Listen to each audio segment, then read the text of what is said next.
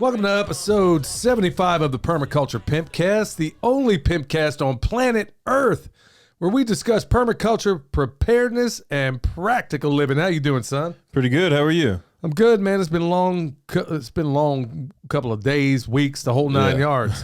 All right, y'all. This episode brought to you by Hickory Ridge Soap from twooldcrows.com. Two Old Crows Homestead. Well, let me say that again. Hickory Ridge Soap from twooldcrowshomestead.com. Turn that simp into a pimp. Bam! At least I got it right this time, son. Well, Whoa, not without a little almost. bit of help. Yeah. Okay. Shelly's gonna come visit you. I only did like 73 episodes saying it wrong. You talk about a very long-suffering sponsor. All right, this episode also brought to you by EMP Shield. $50 off with promo code PERMA on anything they got. You want to check out that dude Micro. And folks, once again, your biggest concern in your house is not necessarily EMP. Well, it is today. I mean, but typically in a perfect, not even a perfect world, in a regular world, your biggest threat to your home is going to be lightning. And there is not another thing on the market that is better built and with a better guarantee than EMP Shield. In fact, that's the biggest threat on your home is not, I repeat, is not an EMP. It is a lightning strike. So guaranteed up to, I want to say maybe $30,000. I got to get that figured out. I think it's $20,000. Maybe it's $25,000. I'll find out for sure before the next episode. But remember, you get $50 off with promo code PERMA. And don't forget about our new sponsor out there, Heaven's Harvest. They make some ballin' freeze-dried food. Now, if you don't have a freeze dryer, this is going to be the way to go about it. They have seeds also, and we're in the process of we're gonna actually do this on YouTube, where we grow these seeds, and we're going to see just how well they do. We definitely endorse their food, and the seeds are forthwith. We'll let you know one way or the other. But yeah, you can get 10% off over there with, once again, promo code PERMA. And last but not least, tip a pimp on the Fountain app, y'all. Yeah, you can go over there and listen to all your stuff over there if you want to. Every podcast you have, check it out on the Fountain app. And if you can do like I do, you can play that thing at 3 times the speed. And also, if you like what we're doing, you can also tip us there. Yeah, and you can tip any of your podcasters that you're listening to on there as well. Yeah, and if they don't know about it, let them know so they can collect the tips. Yeah, or if they don't know, tip up him. Just like that little boy, man. It just cracks me up, man. Yeah. Yeah, we need to get him, when we finally do a montage for the beginning, man, we have got to put him in there, dude. Yeah. We got to do with the version that his mom gave me. Okay. Dude, because that works. Because he says, like, tip up him. Dude, I was cracking up. Hey, don't forget, y'all, we also got a YouTube channel, so you can watch us over there as well. Yeah, the Permaculture Pimpcast. It's called Permaculture Pimpcast, not the Permaculture Pimpcast or anything like that. It's linked down in the show notes below. Why not call it the? Because it's Permaculture Pimpcast. All right, well, I guess that's what it is. It do what it do. All right, so y'all, tip of the day, visit experts often. Okay, last week, you heard us talk about going to see Dr. Stewart, the world shepherd. And if you haven't watched any of his videos, y'all, he will knock your socks off. In fact, I'm trying to talk him into doing some, it looks like he's actually going to do it, maybe linking up with Farm Where You Live in the future. I'm telling you what, when people hear what he has to say on not just sheep, but all the other animals out there, but in life in general, they are going to be floored. People are going to be wondering, where has this genius been my whole life? Yeah, I think he's more popular in other parts of the world than he is here because of the sheep aspect. Yeah. I think if you were to go to maybe I don't Dubai know, or something. Yeah, somewhere where they raise like hair sheep or they're starting to raise hair sheep, I think you would know who he was, but not necessarily here because not very many people around here eat lamb for the most part. Not as like a staple part of their diet. Mostly it's pork or chicken. Well, or beef. they don't know what they're missing. Honestly. Well, yeah. I've been a lamb fan forever and a day. Even before I discovered hair sheep, I loved lamb to begin with, but man, when you get on this hair sheep kick. Yep. And I mean, but the point being, it's not just Dr. Stewart. It's also finding experts in different genres. Remember I said before that you want to go out there and you seek, just like a decathlete is not an expert at one single event. There is not a person on the earth that's a decathlete that is number one in that thing on the planet. they have different coaches for different parts or different events. They got a pole vaulting coach, or like a mixed martial artist. You got a boxing coach, you got a grappling coach, you got a jiu-jitsu coach, you got all kinds of coaches. You got even a health trainer, for some of the ones that are very successful at this sort of thing. Well, it's no different. And I know we've talked about this before, but here's what I'm getting at. Some of those experts might also be the person down the road. Right. You don't necessarily have to spend tons of money. It could be visiting. Okay, I'll give you a prime example. And I'm going to talk about this here in the farm section. I'll go into greater detail in the farm section. But what I'm getting at is, let's say it's a person. Okay, many people in the homesteading realm run chickens. Right. A lot of them run, pigs. There's some people that run cows, and they do all these different things. Some people have orchards. Some people have food forests. Go out there, and when I say visit experts often, I am talking. I know it is tough to leave your homestead, especially when you do it full time the way we do. But you have got to get out there and go see how other people are doing all this stuff. Also, beekeeping. That's probably going to be your best way to learn how to do beekeeping, is by joining one of those groups. And they do like monthly meetings. I think most counties in the United States have beekeeping groups. Guaranteed. Yeah. Guaranteed. Especially in rural areas. Yeah, but you can use that. These are people. Okay. So it's not some world expert like Dr. Stewart. Yeah. It is a local expert who knows something about, maybe you want to know more about. Or let's say you already feel like, man, who was the guy that said, well, we don't need to say his name. But he's like, I've gone about as far as I can with Joel Salatin, or who is it? Oh, yeah. Yeah, you know the guy. Don't say who it is. That wasn't the same. It was the, I've learned about all you can about homesteading through YouTube. No, it was like throughout. It wasn't just through one person. It was through YouTube. Right. Like I've exhausted all the free content on YouTube. Yeah, basically. And then when you check out his place, it ain't exactly nothing to write home about. He may have listened to it all, but he didn't. I'm not sure what he picked up. Yeah, I'm not sure what he picked up. So those experts are everywhere, y'all. They could be in your neighborhood, but don't think you have to. Now, sometimes you're going to, because we spend a lot of our money on education. Your mom's going through a course right now that costs about $4,000. Yeah, you're signed up for it as well. I'm signed for it also. Yeah, so that's a lot of money there. We spent money we have spent a ton of money trying to get training from some of the best people in the world. But I will also say that a lot of training, you can get some from YouTube. You can become an expert on just about anything, maybe through YouTube. But there's also those people where YouTube's only going to give you a 2-dimensional view of this thing. There is so much you can learn by seeing the expert down the street. So don't overlook those people. And you can find them in places like freesteading.com. You can even link up maybe in some ways through YouTube. There's so many different places, and I'm hoping, I know it's going to start happening more, and part of it's going to be what we're talking about today. So let's just jump right into the farm news. Well, this morning. Yeah. Yeah. What did you do today? Because we were in two separate areas today. I did a bunch of things earlier today. First thing was right off the bat, y'all. Okay, so we were attempting to make the transition of taking the rams we have and moving them from what do you call that stuff? The netting? The Premier One net, sheep net. Yeah, we're going to move them from the sheep net over to polywire.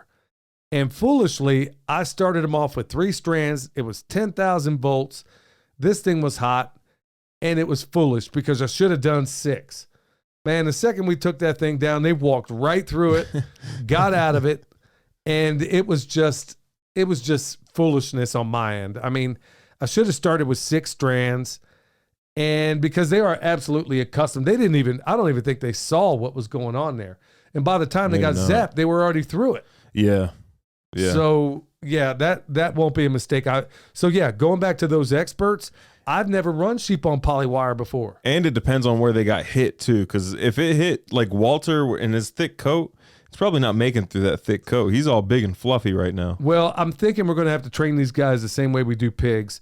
But that's the way it started out. Well, they escaped. And good thing we still had the net there, the electrified net, Yeah. and it was handy. So we were able to get them back in with some perennial peanut, which is like crack to these guys, man. So, I mean, it's the best thing in the world if you got to get them back in. And it's also a way to kick in some protein to them. So yeah, we started off that way, and then I busted on down to the Holler Homestead. And man, you just love hanging out with them so much with Ben and Meg and the kids. And man, just spent a lot of time, just kind of fellowshipping with them. But then this is what I'm talking about with the experts. So this is what I wanted to lean into is Ben, and I got video of it. And hopefully you guys are going to see it here before long. Here's exactly what I'm talking about. Tomorrow, right? The video will come out tomorrow. Yeah, it'll come out tomorrow. But here's what I'm getting at. When I'm talking about local experts, everybody, not everybody, but nearly everybody in the homestead realm, in the classic sense, might have chickens, okay? Now, we have chickens. We've run them a variety of ways, whether it was in a deep bedding method or whether it was out in the field chasing the animals, or whether it was in the chicken tractor on steroids. And we have evangelized this chicken tractor on steroids to the nth degree. Now, folks, I want to point out that there are people in this world that and I'm going to point two of them out right off the bat. Two of the people I know in this world that you can show them what you have. You can give them a project. Let them look at it, and I guarantee they're going to improve upon whatever. There's probably three, actually, because I'm going to include Jack Spirko in there as well. Where you can say, okay, here's what I'm doing. You show them this project, and I guarantee they're going to advance it. Now, and this is where I've never had an ego. People can say what they want about me, but ego has never been a problem of mine. Not in the last 10, 15 years, definitely. If you have a better idea, I want to know about it because it's going to make my life easier. I don't need credit, don't need attribution most of the time, unless it's something that's exclusively something I invented and maybe somebody's taken your intellectual property. But chicken tractor on steroids, I didn't invent that. In fact, Jeff Lawton didn't even invent it. Carl Hammer did out of Vermont composting. So I took that, and our farm is probably taking it further than anybody else on the planet. And then Ben Holler looks at it, and then he makes his own version of it. Darren at Hacks for the Homestead, he's exactly the same way. He looked at that chicken tractor on steroids, and in 2 seconds flat, he looked at it and said, you make 2 changes here, and we're getting the stuff out of this will be 10 times easier. Mm-hmm. And so I don't want to say what that is because that's his intellectual property, and he'll come out with it when the time's right. Jack Spirko, same exact thing, where you can hand off whatever it is you're doing, and if you don't have an ego about this, because the truth is, the very best in this thing do not have egos when it comes to this. Yeah. I guarantee Jeff Lawton would say, hey, Billy, William, hey, you guys should take a bow for, advancing, not even advancing it, but advancing to your own way, the chicken tractor on steroids. Well, Ben Holler did the same exact thing with his. And you're going to find out that he's taken elements of the chicken tractor on steroids and has basically turned it into something that's entirely his own. Yeah. And that's part of the reason I wanted to go there. Plus, every time I'm around him and Meg and the boys, man, you just feel edified. It's good to talk to somebody that we, are strong friends with. And every time I talk to them, I realize how much more we all have in common, our families in general. In fact, like your mom works from dawn till dusk. Meg works from dawn till dusk. Ben's over there busting his butt doing his thing, and his boys are out doing the same thing. Well, it's the same thing happening here. But the point I'm getting at is that I went over there, and I'm looking at his tractor, and I'm like, okay, he does about a third of the work and still arrives at the same place. And he's using wood chips. Now, ours is different in the sense that now having compared both composts, his seems to be very heavy in the fungal department, which is exactly what you want in an orchard. And then he's taking this stuff, putting it out on his trees, using it in the greenhouse, taking all this stuff, using it exactly. The thing about it is I just learned so much just by going there and watching how he does his chickens. Everybody does it the same way. I'm looking at it right there, point blank in the videos, but it's not the same as seeing it on the 3D thing. Also, his food forest. Went out there, looked at that, and my socks were blown because the last time where he started this new one, they basically hacked it out of the wilderness, and I can't even believe what I'm saying because the last time I was there, you couldn't even see through one side and the other. And so what they did, they gained a little bit of ground, and then later on they intend to gain a little bit more. Yeah. So it's really awesome when you're able to go to one another's homesteads. And yeah, you got to be respectful of their time, which I tend not to do when I go there because Dad was gone all day. Yeah, I was gone all day, and I felt bad because it was their boys' birthdays, and they were hanging out with me, and man, I just felt awful. But at the same time, You didn't even bring any gifts, did you? no, I gave him string last time. I told him, hey, next time I'll give you some more rope or something. But the point being is that through all this, I'm looking at the way he's doing his nitrogen fixers, and then how he combined a nitrogen fixer. I've never heard of anybody doing this. In fact, he might be the first, where we take a nitrogen fixer and stick it in the same hole as our fruit tree. Yeah. Well, I've never heard of anybody doing it with a nut tree. And that's exactly what he's doing. So he has a control with some that don't have it. And then he has this. And I was like, man, when he did it, I was like, okay, never seen that before. Okay, I'll put that feather in my cap. Yeah. There's something else I never thought of doing, and I still wouldn't know. Another little side note, Eric Keys, she's another permaculture designer up here, friend of mine. I'm helping her move from where they were to their new place. And then when I went over there, that's exactly where I learned, just by going to another person's homestead. I'm sitting here wondering, how am I going to do a cool room? And I see how these folks on this other part of the property basically took the shell of a walk-in cooler, stuck it outside, put a little A-frame over the top of it just to shed the water, and then had a cool bot on it. And I was like, okay. And then so I asked him, I was like, well, was this, I never try to ask anybody what did it cost. Yeah. I'm just asking, was it expensive to do this? And then if they want to volunteer what they paid for, well, that's completely up to them. But they say, no, it cost me $100 on Craigslist. And I'm like, what? Oh, wow. Are you kidding me? That cost $100 on Craigslist? That was it?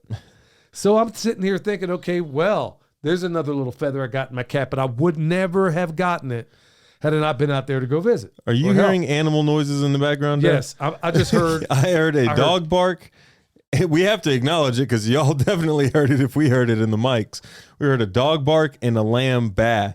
And I wonder what is going on right outside this door, because these mics usually don't pick up sounds within the house. I'm like, man, I don't even want to. I'm almost ready to pause this show to see what your mom's doing. I'm like, come on, man. Y'all don't know the sounds that have been excluded from this podcast because we have really good mics. Yeah. And now all of a sudden we're hearing dog barks and lamb. Yeah. All right. Well, what else do you have, son? Any farm news that you want to put out there? Well, I mean, after Emily and I had to do a bunch of running around in town this morning. And then so we did all this running around, and then we stopped at a local hot spot in Asheville to get some lunch. Had some of the worst grits I've had in a long time. They were watery and like crunchy. They were supposed to be cheese grits. They were supposed to be local farm heirloom cheese grits. Where did you go? Should I say it? Well, maybe not. Let's not. Maybe they had a bad day. Man, I don't know what was going on, but you couldn't have made worse grits.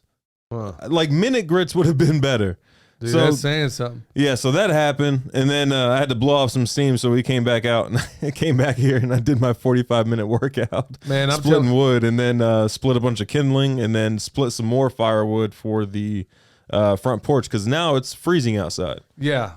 So all those, everything that started coming in is going to die. And yeah, so I'm sure there's a conspiracy somewhere in there. You notice I didn't say the word theory. I didn't follow theory behind it.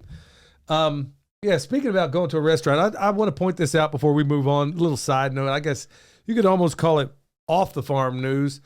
I go there to a place in town. Sundays, I usually go around and meet up with our partners to go get our pig food and whatnot. Anyway, I'm walking out of here. It was the Roo. And I usually don't go there these days because, I tend to go to West End Bakery because I followed the chefs that were at the Roo over to West End Bakery. So I just happened to be over there, and I'm like, okay, man, I'm going to run in here, get Kendra some biscuits. And then, by that he means himself. And then Kendra eats a couple. Yeah, so I'm getting Kendra some biscuits. Y'all, as sure as I'm sitting here right now, I kid you not, I go in there, I'm waiting in line. There's more to the story, but it's really not. But the part that's notable, I'm waiting in line, just waiting my turn. This girl, who may have been 5 feet, if I guessed her sex correctly, I don't know what it was. Honestly, she came past me, took her shoulder, and bam, like right into mine on purpose. And then shoulder checked you. I was so shocked by it. The people that were sitting at the table, there was two girls sitting there, and their jaw was escaped because they saw what she did, or he did, or it did, I don't know, and then walks past me out the door. And then before they got to the door, I'm like, excuse me? Thinking that got punked by a little blue-haired Marchie. Yeah, I don't know what it was. I don't know if it's somebody that saw YouTube or whatever. So I'm like, okay. I wasn't even upset. I was like, did this just happen? Did this just happen, man? I'm like, man, I just pick up my concealed carry the other day and then some dumb stuff like this jumps off. I'm like, okay. No, I'm like, are you kidding me? Did this just happen? All right, well, before we get into Pastor Lon, y'all, I want to remind you, you'd want to be there. It's going to be like one of two more appearances we're going to do this year, and then we have got some hot projects we have got to do right here on the homestead here. That's one thing we're really going to devote ourselves to. We have got to get infrastructure done, and we got a lot of things we need to get done. But remember, April 15th, you want to be there. The farm where you live, it's going to be there in Asheville.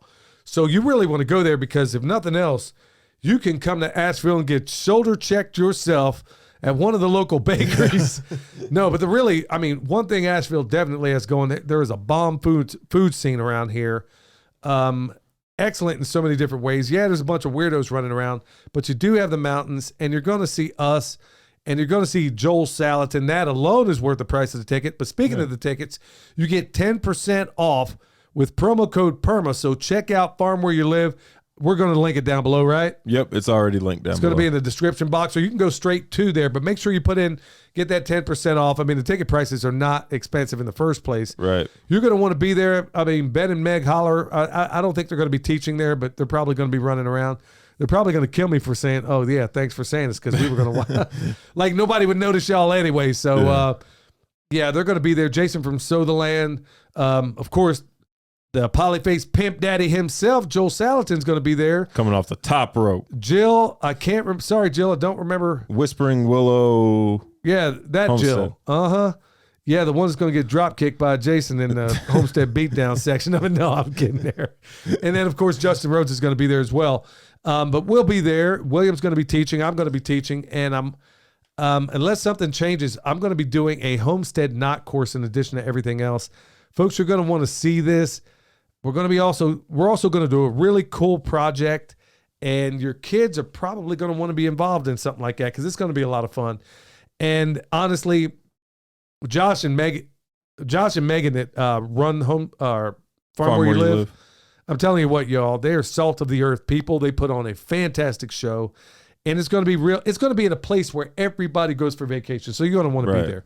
All right, with that said, y'all, we're going to lean on into the homesteading pastor himself, Pastor Lon. Hello, everyone. This is Pastor Lon. I got one verse of scripture for us today.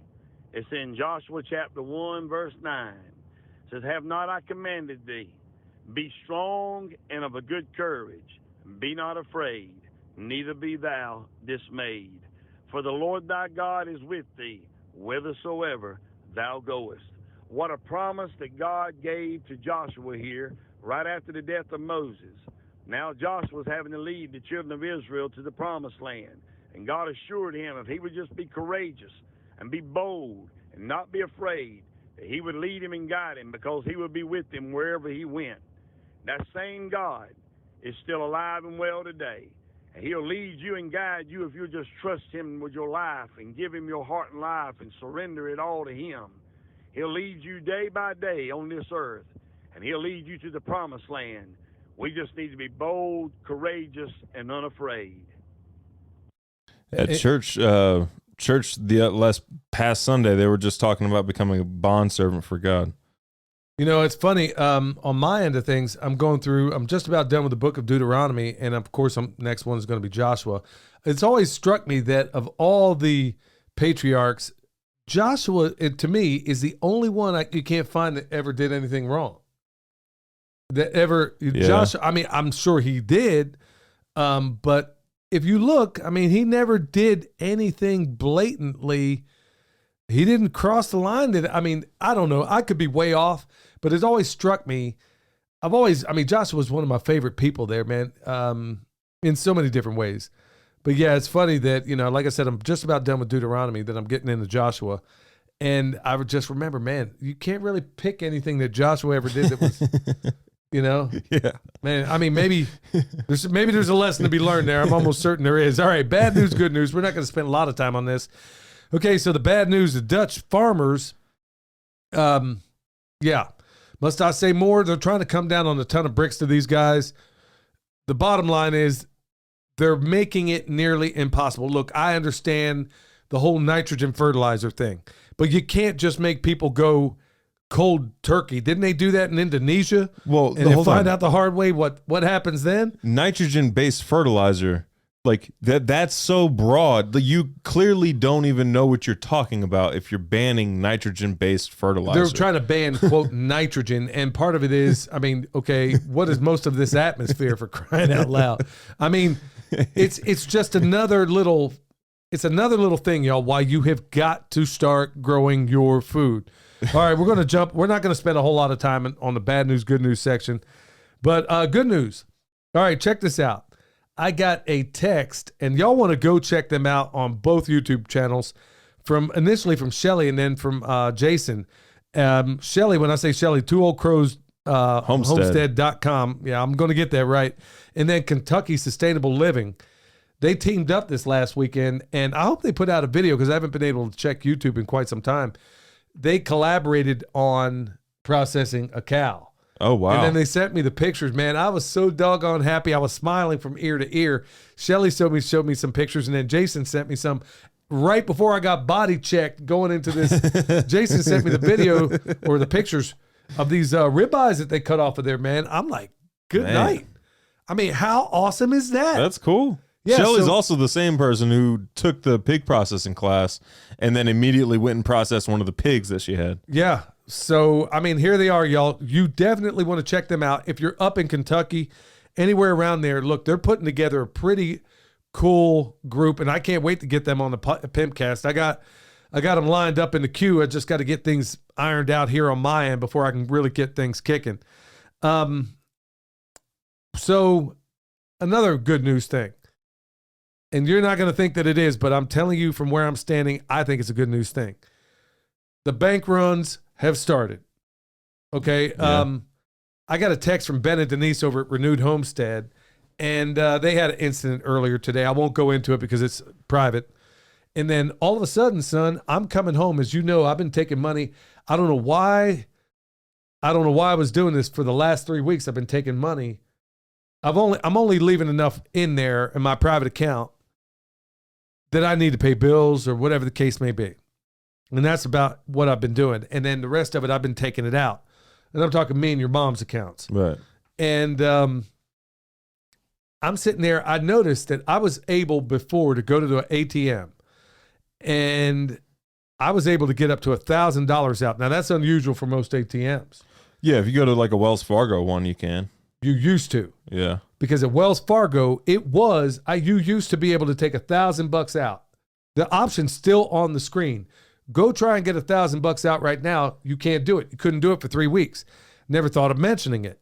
Okay, so then I started taking your mom's card and then taking out $500 with her card and then $500 with mine. So I'm like, okay. I knew something was fishy, but I was like, let me go ahead and do this. Yeah. So that was working until today. Huh. I'm coming back from Ben and Meg's house, go over there, pull into the ATM. I could pull out $500 on mine, but your mom's card, I can only get $100 out. And I'm like, oh, okay, what is going on here? So the bank runs have begun, and what this means to you and me at the end of the day is that it means that the shoe is dropping, but that isn't necessarily a bad thing. We're going to talk more about it when we get back.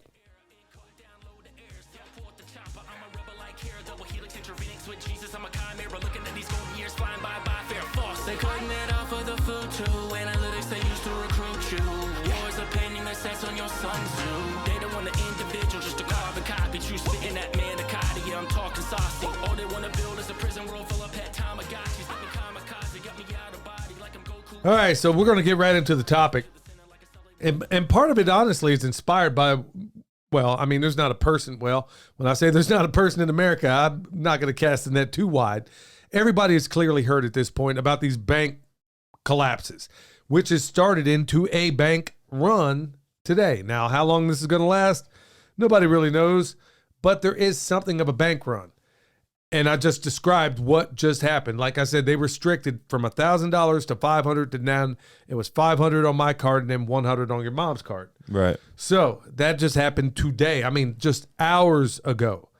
And I'm like, okay, well, good thing about got all the money out of that account. But the reason you're thinking, okay, well, why is that possibly good news? I said before, and I don't relish in such things, but I'm saying that we've hit a level of depravity that only starvation can cure, that only the crucible of really hard times can cure. We have got, I mean, I've been listening to stories where there was a guy in Vermont and then all over some of the northeastern states for some reason where these parents are going into libraries at their schools and librarians are giving these kids filth that adults shouldn't even be looking at. And this is in libraries at junior high schools. Are you kidding me? This is what we've become. This is part of the decadence and the depravity in the society that we now have. There is no fixing this. You don't hit this level of depravity without the crucible of hard times. That's the only way to fix it. So you're saying it's a good thing because we're about to purge a whole bunch of nonsense. That's sadly, I don't want this, but I know that it has to happen. And I know that the hard times, look, they're going to come in with the central bank digital currency or whatever the case may be. It could very well be the mark of the beast, at which point, you know, I've already made up in my mind that I will easily forfeit my life before I ever do. I will forfeit my life gladly before anybody sticks anything on my right hand or forehead. Oh, you think that's just, right. You think that's hogwash? Well, I don't. And I believe it. They don't believe that it's hogwash either. Who's they? The powers that shouldn't be. Right. Yeah. Right. You people think that these people that are holding the puppet strings out here are atheists. No, they are not.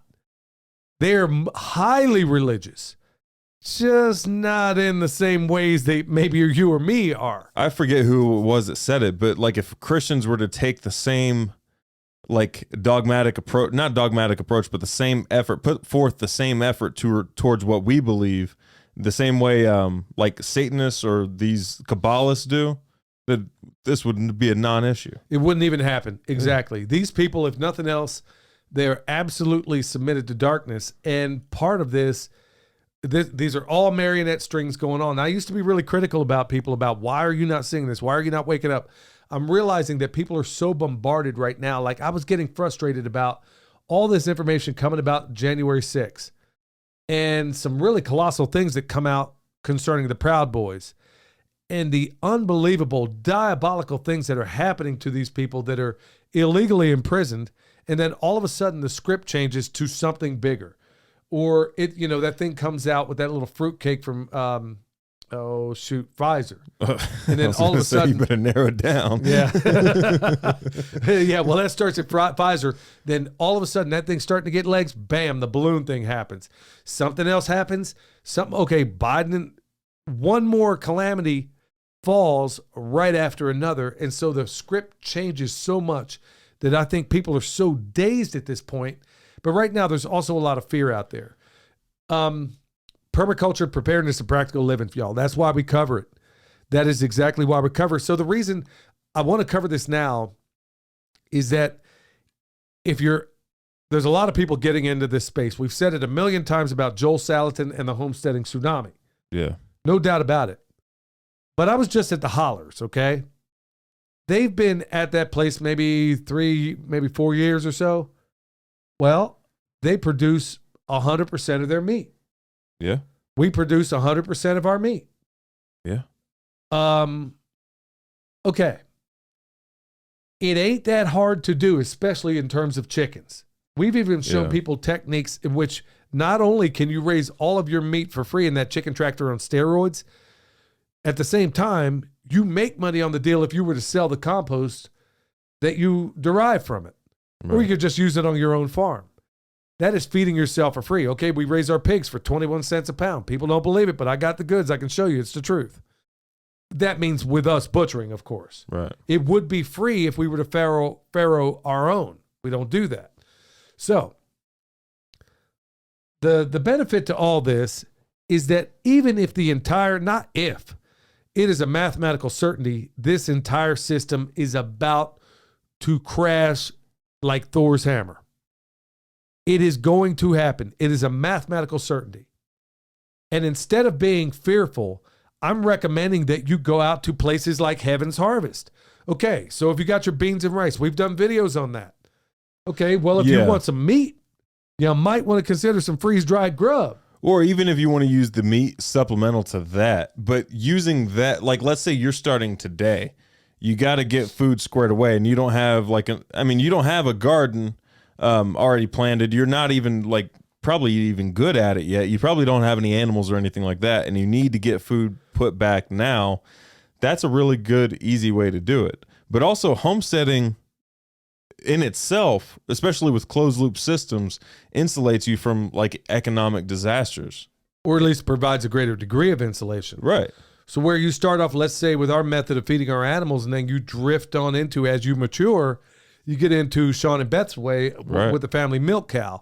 We tend not to champion that because most people just don't have the acreage for a family milk cow. So just like with Jeff Lawton's system and the chicken tractor on steroids, where we had to develop it without the benefit of having a cow, well, it's the same thing of developing these other systems without the benefit of having a family milk cow. And we're working on that, and we're doing it. But if you're going to get started tomorrow, okay, every time you do a consultation, what do you tell them, right? What's the first thing you tell them to do? To get 6 months of food put back. Before they start right concerning themselves about growing. Exactly. So that way, if something does happen right now, you have food put back. Right. You get that done squared away. So like the beans and rice, yeah, you can live on that. But if you want some meat, that's an inexpensive way of getting, okay, not just beans and rice, and shelf-stable fat. Don't forget the fat, also salt. You get the point. Right. But if this whole system falls down, and then all of a sudden, okay, now think about it. All these bailouts that have just happened, which is exactly what it is. It's a non-bailout. Yeah, it's a non-bailout. So with all that happening right now, so I can already guarantee you what's going to happen.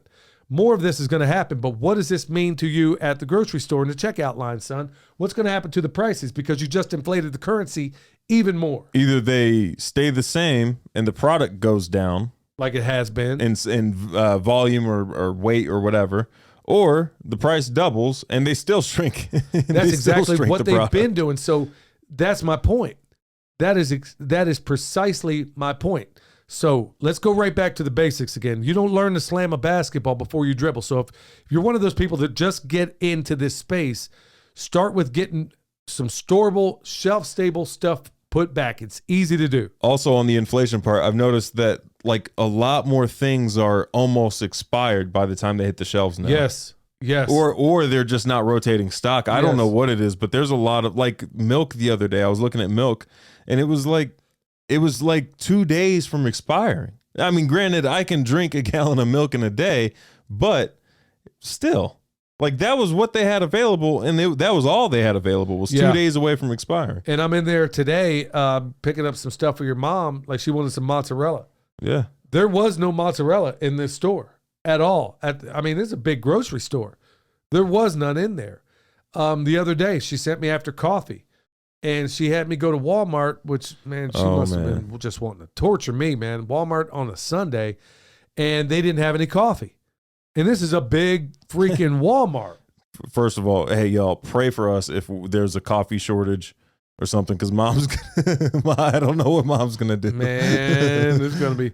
I went most of my life without drinking coffee. I'm a recent convert, I suppose, over really the last 10 years or so. Really didn't drink coffee before then. I don't know how Joel does it, but never even tried it. Never even tried coffee in this life, dude. That's crazy. Not even on accident. Yeah. I've accidentally had coffee before. Yeah. But that, I don't mean to digress, but the point being is that it's going to happen. It ain't a matter of if. This whole thing is coming down like a ton of bricks. So you got to ask yourself at this point, okay, how do I go about this? Am I going to sit here and just vacillate and not do anything? That's what most of America is going to do. Or can you put these steps in place right now whether it's our chicken tractor on steroids, whether it's the one Ben Holler's doing. Okay, now you got yourself a way to where you can feed these birds, if not the same rations, at least you're cutting it in half just by using these methods. Yeah, and also try to think of ways you can build like your zone zero, ways you can adapt your zone zero to kind of insulate you from these inflation costs. Like the price of energy is probably going to go up. If you're on city water, I'm sure everything is going to eventually go up. So try to think of ways you can, like water is an easy one, rainwater catchment, you can fix that. The energy part is a little bit more costly, like solar panels and stuff like that. They're not cheap, and I wouldn't fall for those government subsidized ones. You know what I'm talking about? I've been getting ads like crazy for them for North Carolina. I got an email in here that's going to be talking about that very thing. Look, I mean, when you get down to brass tacks, when it comes to all this stuff, it is going to get worse. I'm not saying this to freak you out or do whatever, but I'm saying if you put in some of these things, if you're like some of the people I know, when you're growing your own food, the inflation on these things really bothers you not at all, because we're giving away 2 pigs at this point. We are literally giving away 2 pigs because these systems produce so much abundance. It's not bragging on us or what we do, but it is nice to say that, hey, you know what? We are able to give away all of this abundance because we are bursting apart at the seams here. Yeah. So we have to be able to hook up our friends who also help us out from time to time. You know, they help us out, we help them out, whatever the case may be. But we're at a point of abundance right now that we have to give it away. We cannot do any more. We can't fit another thing. And we got 7 freezers? Yeah. I mean, yeah, we got 7 now. And then that little stand-up fridge that I got from Ben the Ridge Ranger. So when you get down to brass tacks on all this stuff, and when you really weigh it all out, you got to sit here and ask yourself, man, am I insulated for all this stuff? It is happening. Yes, it ain't that hard. Go out there, once again, beans, rice. You want to get some freeze-dried stuff, it's going to go better with it. You know, like I said, we got to deal with Heaven's Harvest, 10% off with promo code PERMA. If you want to do that, but really at the end of the day, even if you just get beans, rice, and storable fat, look, if that's all you can do, go with it. That's all you really need to start with. Yeah. And as far as your energy, you bringing up the freezers and stuff like that made me think of it. One way you could insulate yourself is using one of those solar power generators to power essential parts of your house instead of going around and just purchasing all brand new solar panels and like retrofitting your house. You could just go with the solar generator route, which is a fraction of the cost, and just power key elements of your house. Yeah, there's that, but then those things are not cheap as well. But they're considerably cheaper than retrofitting an entire solar panel and there's setup. a lot of folks getting hosed on some of these solar units. In fact, I got an email. Hopefully we get to it today. If not, we'll have to get it in the next show. But look, y'all, to wrap this thing up right now, good night. I mean, you don't have to be subject to all this stuff that's going on right now. Do a little bit. Do a little bit more later. Put back as much as you possibly can. This is why I'm saying you can recession-proof or collapse-proof to a certain extent your home, at least for a time. And all you got to do is get through. Well, we won't talk about the gloom and doom stuff, but there are some key markers you want to make it through. Right. But you at least, like he said, putting back 6 months of rice and beans ain't that difficult. Shelf-stable coconut oil. I mean, it ain't that expensive. And that's where you start. Like, just because you have 6 months doesn't mean you stop at putting back food. It means that's a good start, and then get into the homesteading aspect, but keep putting back food. Right, but if it jumps off, you don't go into your stores until you eat up your fresh stores. Right. You know, you try to eat as fresh as long as you can. All right, y'all, we get it back to it into the Q&A.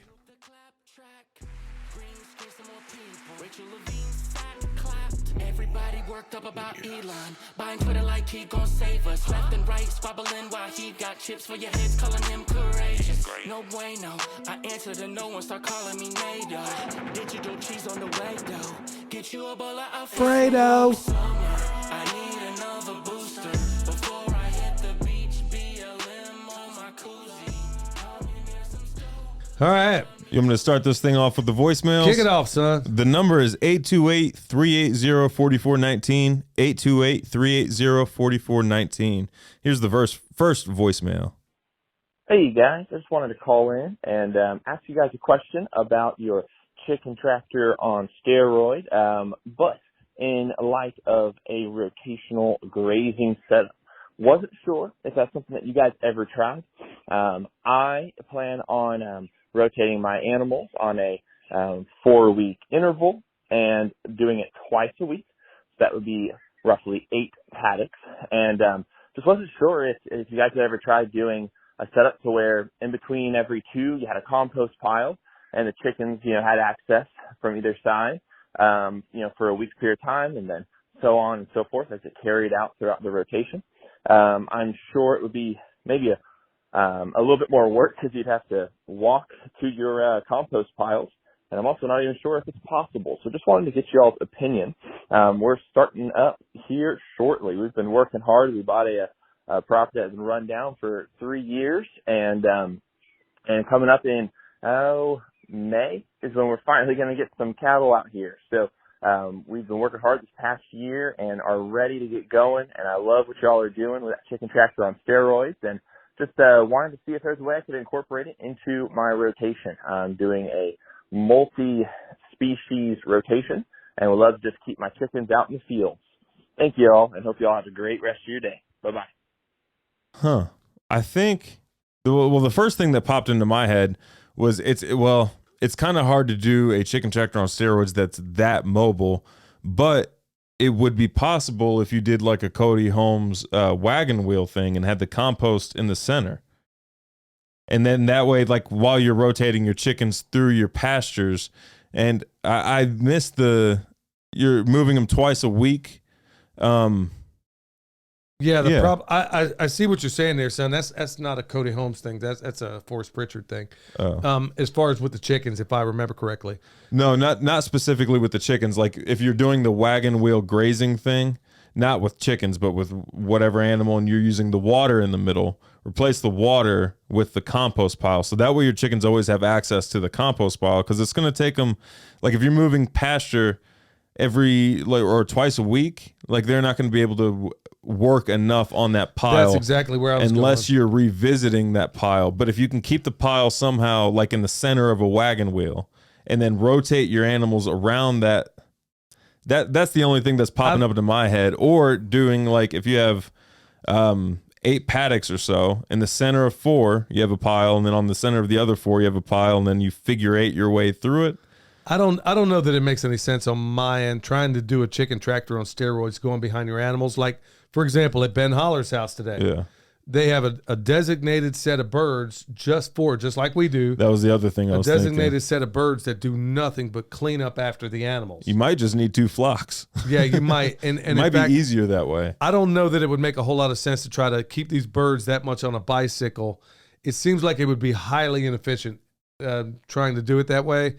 It works best when when they have access to all 3 piles. Yeah, it does. It really works best that way. Now, Ben's is a more static environment, which is fine because he's making really good use of it. Yeah. And it works really good the way he does. He's not putting it out weekly. Like with ours, we put out, once it's off and running, it's putting out a cubic yard at least every single week. Whereas he doesn't need as much. He's putting it out once a month. And he also he's heavier on the carbon source as well, right. If he's using wood chips. Right. So it all comes down to what you need. But in what you're describing there, I don't know. I mean, there may be a way to do it, but it just seems to me that it would be so labor intensive to try and do it that way. I don't know if I'd give it a shot. I mean, the chicken tractor on steroids works especially good in a plant like with Ben's today, where you got an orchard lines and rows. That's one area where you can use it, where you can have the chickens work up the areas in between your trees. You can have them do that and then take the composting element and then stick it over where it's needed. Yeah, I think your best bet, if you're like, I would just have a flock that follows behind your animals, your grazing animals, and cleans up that, and then another flock that does a chicken tractor on steroids, or pull one flock off for a little bit, have them make compost until you're done eating it, and then put them back on the pasture. Yeah, I would. I don't know that I would rock and roll with this one, but thank you so much for reaching out. Here's the next voicemail. Hi, Billy and William. In the summer and fall of the year 2000, my husband and I were living in Anchorage, Alaska, and we were re-roofing a condominium complex. It was several roofs throughout the complex that we had to do. And anyway, so our work was dependent on the weather, and it had us paying attention to it every day. And we noticed that the skies there'd be jets flying overhead, and they'd be leaving rows of something. And this was several times a week. And within a certain amount of time after they got through spraying, whatever it was, it would start raining, which we had to pay close attention to that. So, and we've been in other states, and we have seen it happen there as well since then. And now we believe it's the chemtrails. And actually, we started believing it pretty soon afterwards back then in 2000. Anyway, thanks for sharing all your knowledge, and I love your humor. Have a good day. Well, thank you so much. Yeah, speaking of humor, man, a lot of people apparently got a lot of kick out of that Homestead beatdown thing. Well, and also the responsible use of the N-word. What was this? Strider 47 was like, I thought you guys were going to talk about nitrogen. Well, regarding that last caller, man. In Anchorage. She noticed it back in the 2000s. Yeah, back in 2000 is what she said. Look, I mean, we have seen it. Your mom, boy, you want to see your mom come unglued, man. You want to make Mel mad, have them start spraying overhead. And they do. They start spraying, and then just like she described there, all of a sudden, it's about to rain. Yeah. It's going to rain. It's going to rain again. It's going to rain more and more and more. I mean, the next thing you know, and then, of course, there's barium salts, aluminum, and all kinds of garbage that they're pointing up there. Look, I mean, it goes right back to what George Norrie said it best. If this were a natural phenomenon, planes fly the same routes pretty much the same times every single day. Yeah. It's not like they change routes. Exactly. We should see the same chemtrails in roughly the same spots every single day. Yep. We don't. And that just kind of blows. I mean, when he said it's really that simple. Yeah. So you're not going to tell me this is a contrail, and you're not going to tell me this is just regular plane routes. Like Asheville to Charlotte, that's a common flight, or Asheville to Atlanta. You should see that track every day. Every day. Or a similar one. Right. And these things, look, check out, for those that don't know, or the ones that might be on the fence about this, check out Dane Wigington and the latest documentary they have called The Dimming. They're literally showing the sides of these aircrafts. Yeah. I mean, they got up, I don't know how they got this footage, but they're literally showing the sides of these aircrafts that are literally turning this stuff on and off. Yeah. It makes me sick what they're doing, because we'll have it just like this latest weather event. Okay. Yeah. It was great. It was great weather. And then all of a sudden, bam, chemtrails. And then we get nasty precipitation and now freezing weather. And I don't think for a moment that this wasn't by design. I mean, for crying out loud, the weather was fantastic. And I was like, okay, if just 3 days ago, I could give you the 5-day forecast, and now it is 180 degrees different. You're telling me they didn't see this 5 days ago? Emily and I checked our weather apps compared yesterday.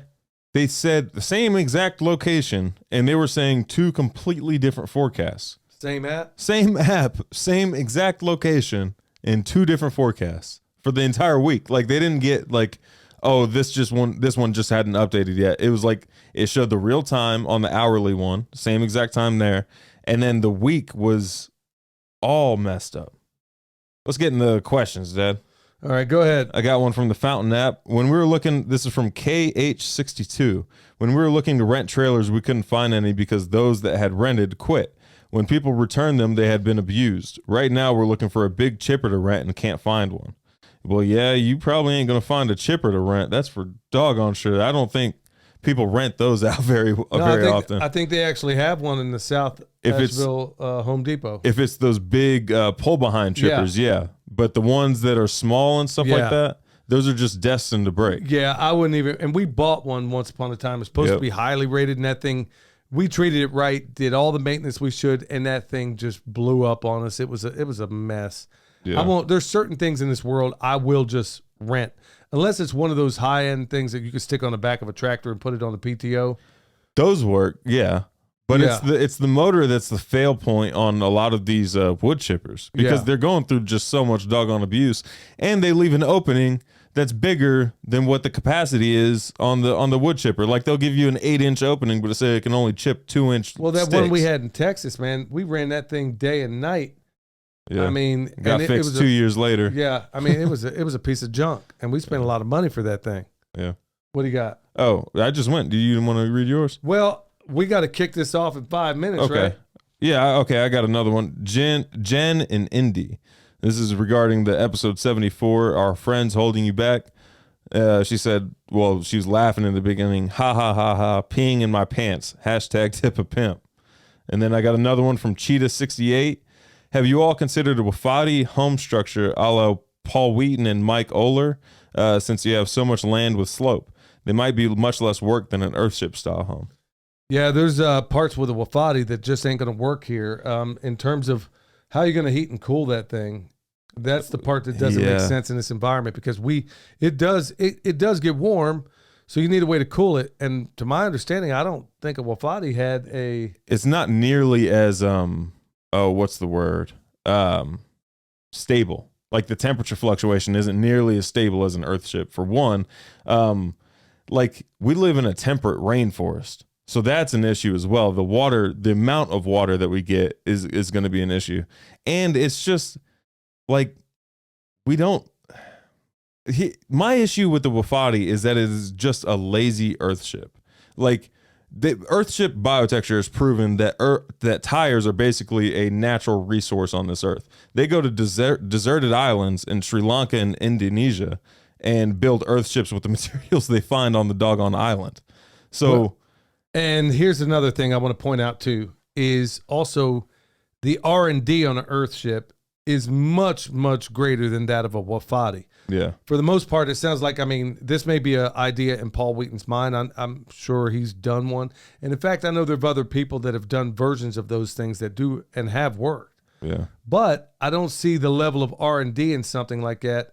And how is that wood going to hold up, like you said, in a temperate rainforest? Yeah, there's that. And, well, for other reasons I won't get into. I mean, Wafatis just seem like a lazy structure compared to Earthships. Yeah, I've never been a big fan of them. There's some of these things that seem more conceptual. I mean, they might very well work. It's just, I know, I put my hands, you have too. Yeah. You worked on Earthships. I've worked on Earthships. And when I saw the simplicity, I was telling Ben Holler about it. I'm like, dude, you see the simplicity on this thing. You realize that anybody could build one of these. Yeah. They are not, I mean, you may, I don't know, maybe if worst case scenario, if you couldn't figure some of it out, you could hire a carpenter. If you had the superstructure done, you could hire decent carpenters and have all of that done in no time flat. Oh, yeah. I mean, For within a sure. week, all the carpentry that needs to be done for the superstructure. And then, of course, you get the roof put on. But these are structures that anybody could put up. And I'm a big fan of them. So I don't know about a Wafati. I just don't know how you're going to cool that thing off. I mean, it's one thing if you're up in Montana. Yeah. I don't know how it's going to work here. Yeah. I don't think it would necessarily work here. Without, like, with it being comfortable. Like, think of it, like, is it a house you would want to raise kids in, maybe? Like, you know what I mean? Like, looking at a Wafati, is that a house that you would want to, like, I don't know. Not, I mean, don't know. I'm just not sold on it yet. I mean, maybe I just don't know enough about it. I'm just not sold on it yet. Right. But I know that you have a long, long time of Earthship development. A lot of things messed up and a lot of things worked out well. So we got to cut this thing off here in about a minute, right? Yep. All right, y'all. So here's what we're going to do. I know there's a lot of people that wrote to us and then you got questions. I'm sorry we didn't get to them. So the next episode, we're almost certainly going to do something of a Q&A. And we're getting inundated with so much that it's going to be almost near impossible to get to everybody. So we'll do what we can to respond electronically when we can. And the others, when we can, we'll try to get it into the show. But hey, y'all, thank you so much. I know you could be doing anything with your time, but thank you for checking out the Permaculture Pimpcast. Until next time, stay alert, Stay alive.